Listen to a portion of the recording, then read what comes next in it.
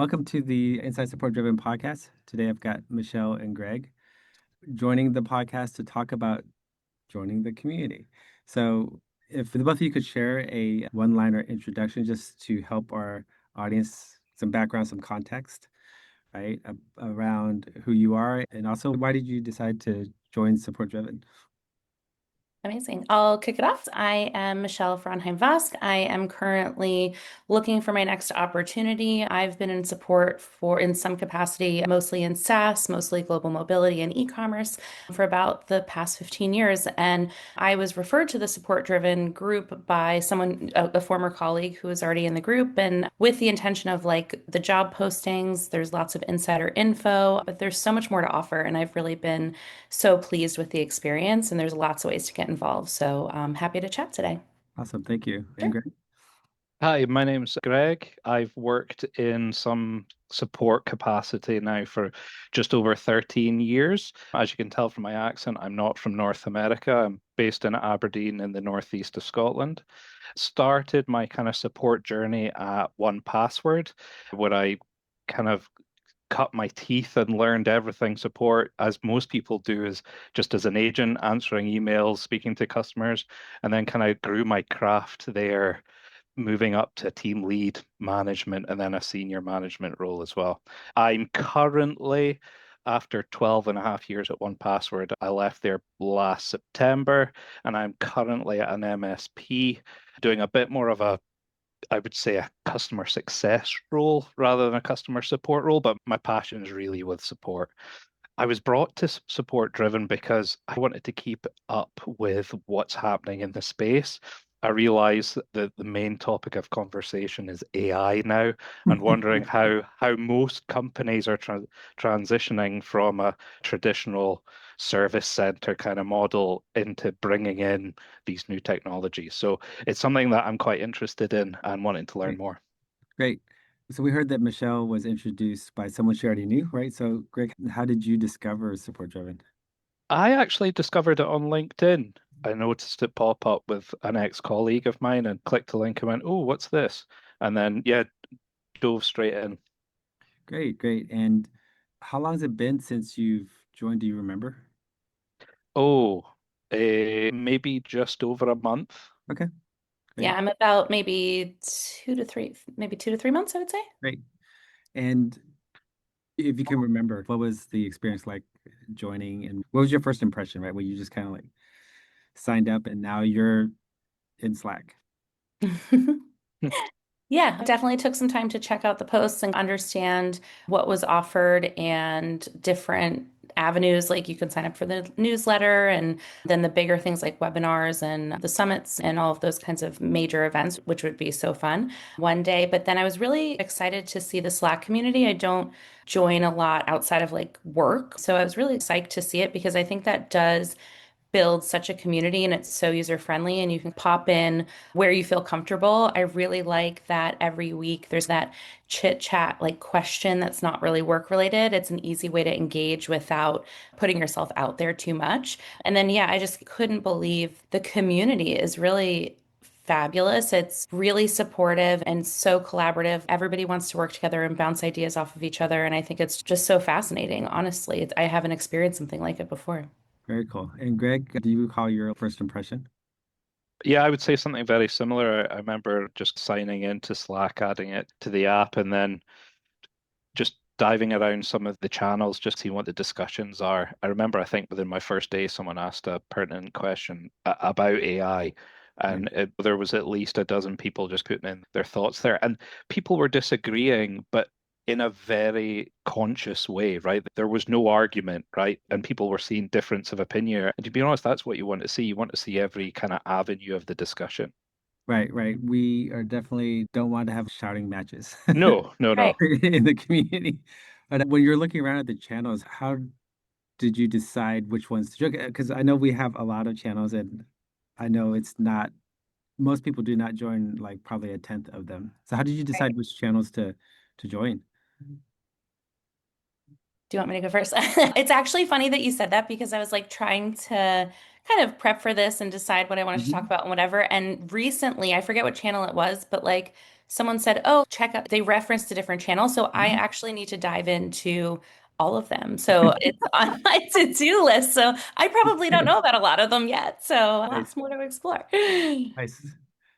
I would probably admit the same. I probably need to do a bit more exploring myself, but definitely the chit chat, Yeah. the job board and job Mhm. seekers. It's always interesting to see kind of what's out there, but then also what challenges other companies are looking to solve by putting the right people in the right places. Right. Yeah. And then the welcome and intros, just I'm waiting for somebody that I know to pop up there, and so I can kind of like wave and say, hey. Yeah. Nice. Nice. And so, Michelle, you shared that you're looking for a role. What is the experience around? So, I'm assuming you discovered our job board channel, Yeah. our job seekers channel, right? What's your impression of those places? I think it's fantastic. I think being able to submit the job, whether they're Mhm. public or not, like any eyes you can get on a new role is really important. And I've had really great conversations. I had a recent conversation where they were very focused on, he was actually helping a role to be hired. He wasn't Mhm. even, he was like a fractional or whatever, but really focused on like, finding people from this community specifically to hire from. And I was really impressed by that. I think it's great. And there are definitely roles that pop up that I haven't seen before, and there's companies that I'm really excited about, and it feels good to have just some type of connection in such a difficult market, which was part of the reason that was motivating to join this group, is that it's really empowering to be around like-minded people, and the groups that I had engaged in previously were more industry driven rather than like job driven. So yeah, it's been a wonderful experience. Gotcha. And just kind of something that you touched on, right? Do you have experience to like other communities, other groups, and what are they like? Because Yeah. there's a bunch out there, and I'm not in any of them. Yeah, I think the stark difference, I was in, I won't name which ones, I don't want to throw Sure, anyone under that's the fine. bus, but in an industry that I was in for a long time, really, I think what like Greg highlighted as well, I think the difference is this community really wants to collaborate. It's not, this is what I'm doing, this is what Mhm. I'm working on, it's it, and that's it, and this is what the standards are, and discussion over. It's more of a showcase rather than this really internal desire to like collaborate, understand what Mhm. the industry standards should be, how we're evolving together, and just great to have like bounce ideas off of people. Right. I even just offered in the chit chat channel the other day, not everyone has like a solid community. In a lot of roles, you have to create assessments and provide projects and you have Mhm. to present, and like I'm available. Shoot me Right. a message. I'll sit with you and I'll go through your project with you. And there's so many talented people out there that, when someone wins, we're all winning, you know? Yep. Yep. Yeah, I also saw someone post, I think it was maybe in the introductions Mhm. channel. They confessed, hey, I've just become a manager for the first time. This first time I'm Great. a people leader. And I reached out to them and just said, look, if you're needing any help, Yeah. just reach Yeah. out. I'm here. That's awesome. That's awesome. I think what you're touching on is the heart of the community, right? It's just Mhm. people helping each other because early on, of course, we started with like one person, two people, right? And it's a very different space when there's like 100 people and people can literally like know everybody else, right? Hmm. Once we got to 1,000, that wasn't the case anymore. Now there's too many people, like, and it's too many people to keep track of. And so I freaked out a little bit about, okay, well, how are we going to change, right? And where do we go from here? And will it still be like support driven as we get bigger, right? Hmm. And I think the thing that I come back to is if we continue to cultivate a space where people are helping each other, then at any size, it will still be like support driven. And I'm curious, Greg, did you find other communities? Did you join other communities? Kind of, did you have, experience with other communities? Actually, when I joined Support Driven, someone in my intro said, "Hey, you should also check out this other community." Hmm. And I'll be totally honest, I'm Hmm. not as active in it. I'm Hmm. just not getting the same kind of response from it. It seems a lot more, dare I say it, corporate, Okay. um, Yeah. which is something that I don't really gravitate to too much. So, yeah, but yeah, apart from that one, it's just been support driven. Gotcha. And outside of support driven, right? Are there other ways or other places, other communities that you're connecting with people? Is there like a local community, right, that you're connecting with, or are there other ways that you're connecting with people? I don't think too much. I've had a couple of random Mhm. conversations with like thought leaders and that type of thing, but I've just been so, since finding this community, I'm just so interested in checking out like who are the thought leaders in this Mhm. community? Like, what are they talking about? Because this is what I'm really passionate about. And it's just so great to find people who can like nerd out on support too. Nice. Now, I would say from my side, I don't have any kind of local communities here that I would to reach out to.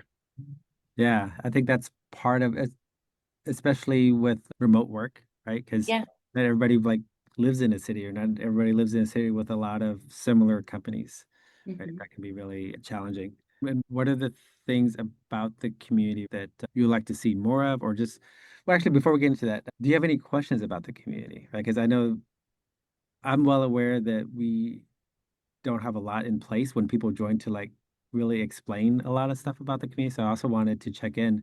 Did you have any questions come up about the community as you've been a part of it?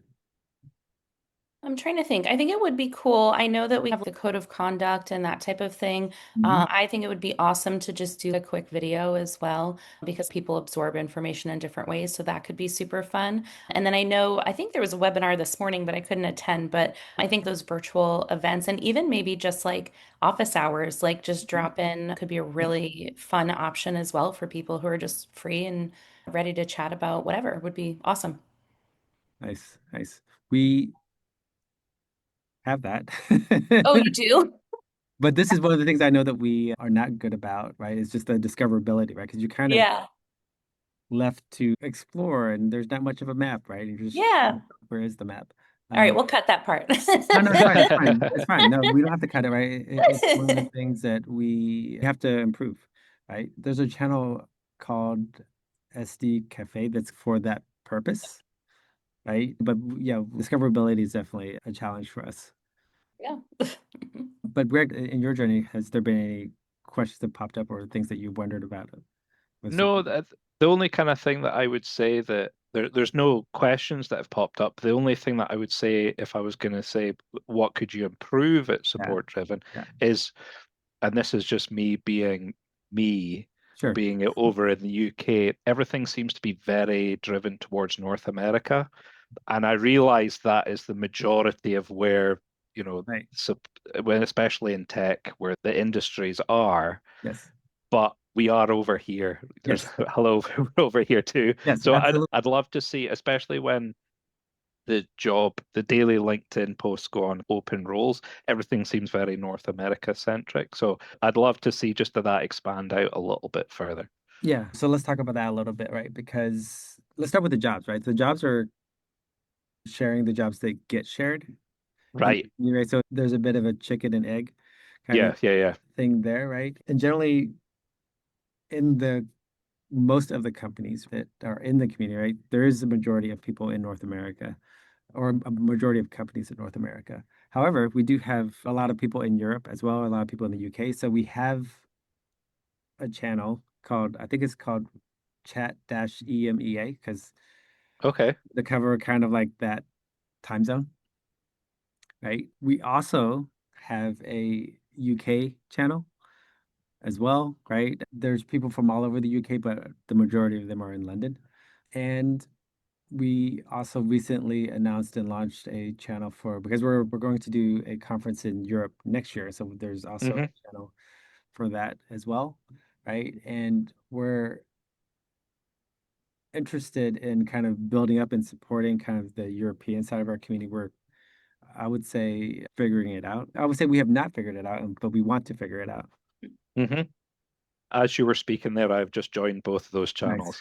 And the last person to chat in Yeah. the UK one I used to work with. So Oh, yeah, well, Oh, well, there you go. Now you have somebody perfect. to say hi to. yeah, yeah, exactly. Yeah, yeah, yeah. This is a very productive podcast for Yeah, you. yeah, yeah, exactly. Yeah. You've Yeah. pointed me into all the right directions, Scott. Thank you. So that is something that we want to improve on, and we're looking at doing that. And we're also looking at ways to build community with our community members. So we're doing a couple of things there. Where we have landed and what we're focusing on right now is essentially building community through podcasts, Mm. right? Because podcasts are a great way for us to, bring people together to have a conversation like this, right? Sometimes around a specific topic, right? So a more targeted topic, I'm actually recording a episode tomorrow for our support operations podcast. And so we want to explore how can we use podcasts to both bring people together, to build community, because I think podcasts are good for both of those things. Mhm. And so if either of you are interested in either being a guest or a host on one, definitely we can have a conversation about that, right? Because that's the thing about podcast and why we landed on it is it hits a lot of goals for us all in like with one project, right? It brings Mhm. people together, people are sharing, people are learning, it builds community, right? It also by promoting the podcast also promotes, you know, Support driven. these Yeah. groups within support driven. So it's not just support driven as a whole. It's like, for example, the support operation podcast also lets you know that there's a support operations group and channel in the community, right? Which you would not know just if you join because you'd have to look it up and know to look for it, Yeah. right? So that's one of the things we're doing, right? And yeah, and I think this is an area where we know we have a lot of work to do in terms of like when new people join, right? Because I know it can feel a bit like being thrown into the deep end of the pool where you're like, oh, congrats, you're the 19,450th first member, Right. right? Yeah. And good luck figuring out where everything is. But yeah, and so the last question I want to ask you about is, we talked about improvement, but like how community can help you or kind of how you could engage with community. Like where could kind of community be a part of what you're doing and where you want to go? Yeah, I think for me personally, since starting this kind of search for my new role, I think more than ever, like networking and having a community on LinkedIn is so crucial. And not only that, but like building your personal brand, I think is really important. So I think that the support driven community can support that by giving you like an easy in to just Mhm. start conversations with people. Like people will reach out and say, like, hey, do you want to grab a coffee? Hey, like if you're posting on something, I'll make sure I like and share it or Mhm. comment or Right, whatever, because more and more, I think we're faced with the reality that we need to represent who we are. And I think that this community gives you confidence and it also gives you content like what people are talking about. It's a great opportunity to share your thoughts or turn that into a post or an article. right. So, yeah, I think it's just a great tool. And I would encourage anyone who's a little shy or a little hesitant, like step out of your comfort zone, join. You can like look, there's actually, you might have seen too, Greg, like people will be like, oh, I've been here for a while. I've never posted before. So taking first, long time listener, first time caller, right? Like Yeah, yeah, yeah. take that little leap and or make a connection. And it's just a really great way to build your own personal community as well. Very cool. And Greg, Yeah, I think just to kind of go along that kind of thought, I think people supporting each other within the community, but then also when they're asking a question or looking for something in specific, that we're just making sure that the community continues to push people in the right directions, mhm, especially when for the likes of Michelle, who's looking for a role, if someone sees something come up that they mm, know Michelle would be good for, they'll point right, Michelle in the right direction and say, hey, look, have a look at this job. I think you'd be good at that. So again, it's probably just promoting people just to put their hands up and say, right. hey, here I am. This is what I do. This is what I enjoy, love it. I enjoy doing. Just to kind of add to that, right? I think the more people that know you, right, then the more people who can identify, like, hey, I saw this role, right, and it would be great for you, right? Yeah, You should check it out. Or I know somebody who would be great for this role, right? right. Or I know that Michelle would be great for this role, right? Right. And I know the person that's hiring, right? All those pieces. And I also wanted to touch on the kind of like, Michelle, your thoughts on like personal branding and why both like why is that important and what are you doing? Like, well, what are the things that you're doing To to do build? that.